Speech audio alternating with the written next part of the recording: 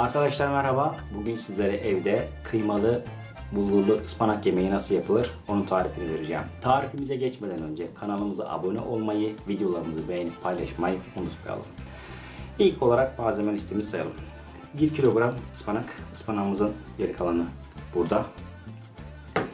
6 adet küçük boy soğan, 300 gram orta yağlı kıyma, yarım yemek kaşığından biraz fazla biber salçası, yarım yemek kaşığından biraz az domates salçası, 1 çay kaşığı isteğe bağlı olarak acı toz biber, 1 tatlı kaşığı tuz, yarım çay bardağından biraz fazla sıvı yağ, biz zeytinyağı kullanıyoruz. Yarım çay bardağından biraz fazla bulgur kullanacağız. Şimdi ilk olarak işlemlerine ıspanağı doğramakla başlıyorum. Ben zaten çoğunu az önce gördüğünüz gibi doğramıştım. Gerek kalanını numune olarak doğrayacağım. Daha sonra ise soğanlarımı doğrayacağım. Şimdi şuraya boşaltalım. Ispanakları doğrarken burada gördüğünüz gibi çok iri de değil, çok küçük de değil. Yani şöyle bir parmak kalınlığında doğradım. Şöyle birazını göstereyim. Bu şekilde.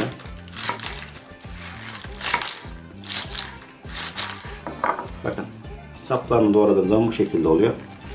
Şimdi şöyle gerisini doğrayalım. Ispanakları doğrama işlemi bitti. Şimdi sıra soğanlarda geliyor. Öncelikle tabii ki bunu kaldırıyoruz.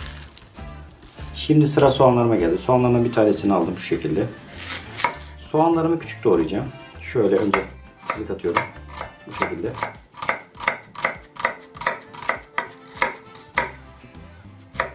Diğerini aynı şekilde. Soğanlarımı bu şekilde doğruyorum. Şöyle numune olarak gösterirsem bıçakta. Bu şekilde. Şimdi soğanlarımı ben gerisini doğrayayım. Soğanlarımızı doğrama işlemi bitti. Şimdi bir sonraki aşamaya geçiyoruz. Artık bu hazırlamış olduğumuz malzemeleri ocağa götürüp pişireceğiz. Şimdi bunları toparlayalım ve ocağın başına geçelim. Arkadaşlar ilk olarak işlemimize kıymamızı kavurmakla başlayacağız. Ocağımızın altını açalım.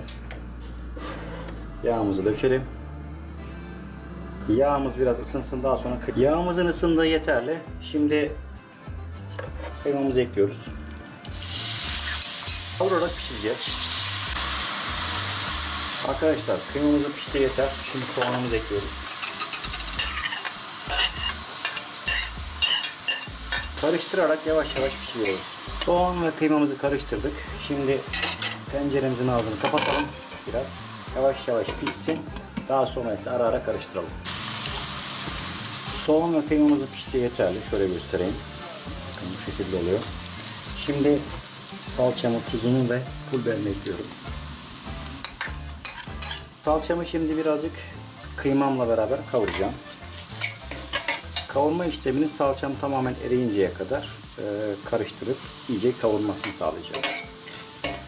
Salçamı kavurma işlemi bitti. Gördüğünüz gibi bu şekilde oldu. Şimdi hatırlarsanız bulgurumuz vardı. Bulgurumuzu yıkadık. Tabi biraz ıslak olduğu için şişti. Bu şekilde boşaltacağım. Kıymamı ve bulgurumu birazcık beraber kavuracağım. Bulgurumun kavrulduğu yeterli.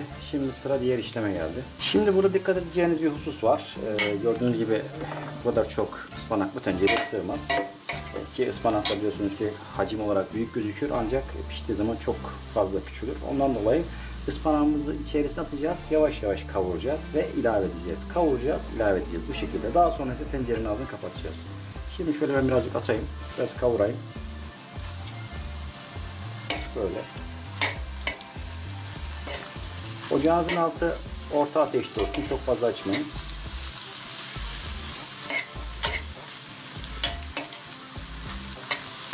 Bu şekilde. Ispanağım hacim kaybettikçe ekleme yapacağım. Şimdi ben bu işleme devam edeyim.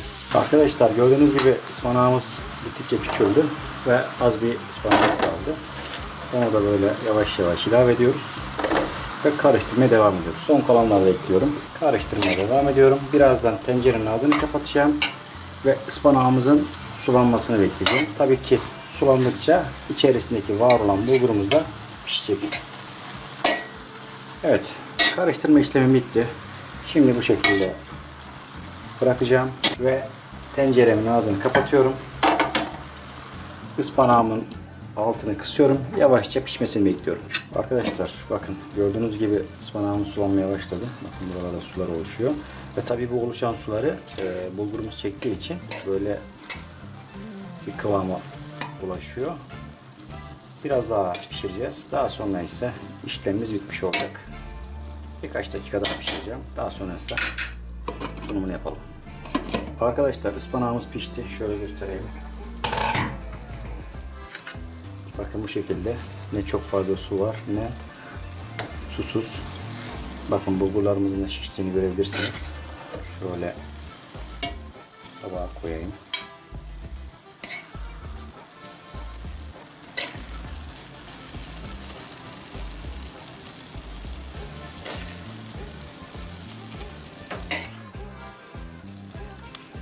Bakın kıvam bu şekilde oluyor. Afiyet olsun. Yeni videolarda görüşmek üzere. Hoşça kalın.